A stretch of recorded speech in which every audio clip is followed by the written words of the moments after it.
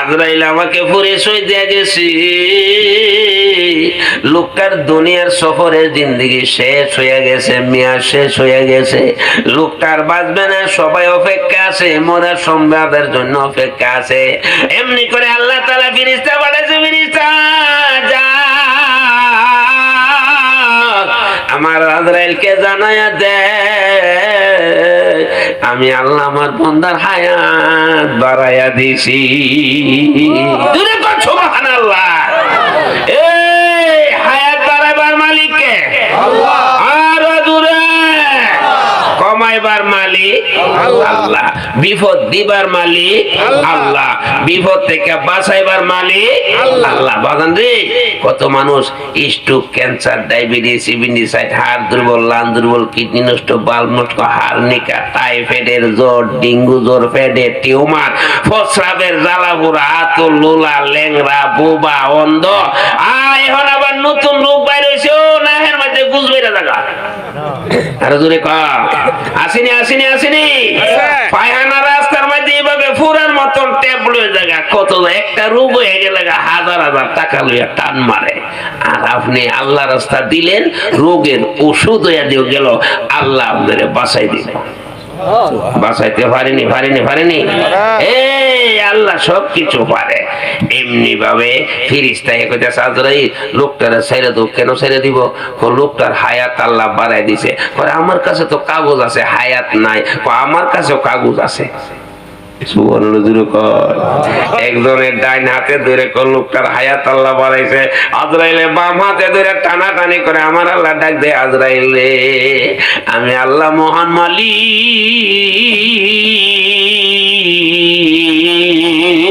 আমি আল্লাহ আমার বান্দারে মাফ কইরা দিছি। রহমানুর রহিম নাম তোমার আল্লাহ, আল্লাহ আল্লাহ গফুরুর রহিম নাম তোমার আল্লাহ, আল্লাহ আল্লাহ। ও যুবক ভাইরা, শেষবারের মতো একটা কথা বইলা যায় রে। ব্রাহ্মণবাড়িতে হুজুরের নামাজ করাও, ঢাকা থেকে হুজুরের নামাজ করাও, ভারত থেকে হুজুরের নামাজ করাও, তোমার কোনো কাজে আসবে না যদি তোমার ঘরের আম্মা আব্বা বদদুয়া করে।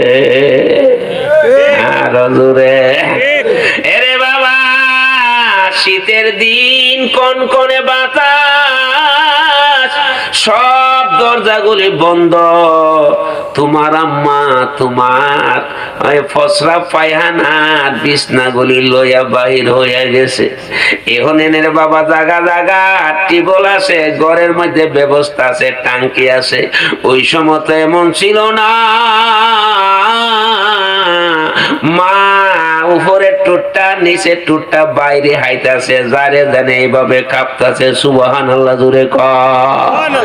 এ বাবা কাঁপতে কাঁপতে বাড়ির পাশে ডোবার মধ্যে নিয়া একটা ফাওয়ার সঙ্গে বাড়ি হা, একটা হাত আর হাতের সঙ্গে বাড়ি হা।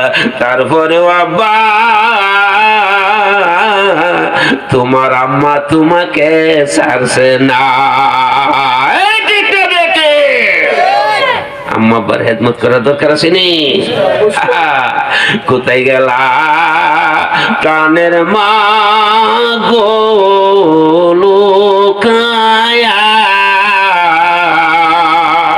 তোমার সন্তান কান্দে বয়সা বিনায়া।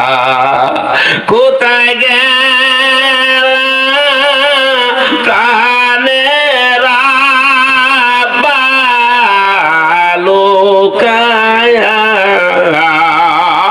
তোমার সন্তান কান্দে পয়সা বিনায় আব্বা নাই রে আম্মা নাই রে সংসারে টাকা যদি করতো আদর আমরা রে ঠিক না রে বাবা যাদের আম্মা আব্বা আছে খেদমত করবা, যাদের নাই আম্মা আব্বার জন্য দোয়া করবা আল্লাহ তাআলা যেন আম্মা আব্বার কবরটারে বেহেশতের বাগান বানায়া দেয়। রাজি নেই সবাই? আল্লাহ কবুল করো। রাত্র তো অনেক হয়ে গেছে, এরপরে আপনারা মৌসাকের মতন বসে আছেন, আমিও মহব্বত করি, আপনারা আমাকে মহব্বত করেন।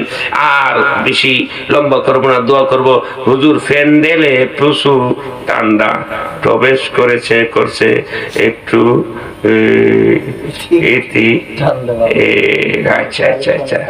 আচ্ছা, যাক অসুবিধা নাই। তো প্রচুর ঠান্ডা যে রাখতেছে, আমি তো টের পাই না, যে লেগছে হে বড় টের হয়েছে। একটা মানুষ লড়ছে না, লড়লে দোয়া করিলাম যা হেরা শীতের দিন যতই ঠান্ডাটা ও আজ বৈশা গেলে গা বড় মজা। কি বলেন ঠিক কিনা? বৈশা গেলে গা আমি যে এই যে ঠান্ডায় বসলাম মন করে মতো হইলে লিখতেছি, কারণ বছরে একদিনই তো ওয়াজ। কি বলেন ঠিক কিনা? একদিনই ওয়াজ। যাই হোক, আর লম্বা করবো না, আপনাদেরকে নিয়ে দোয়া করব। আজকের মতো এখানেই শেষ। তুই মাদ্রাসার মধ্যে আসেননি কেউ দোয়ার আগে যে আমি 1000 টাকা দিব, 2000 টাকা দিব, এই মাদ্রাসা এই এলাকার একটা আলো, এলাকার একটা বাতি, এই আলো আর বাতি সবসময় জ্বলক, এইটা আমরা চাই না? এই চাই তো সবাই?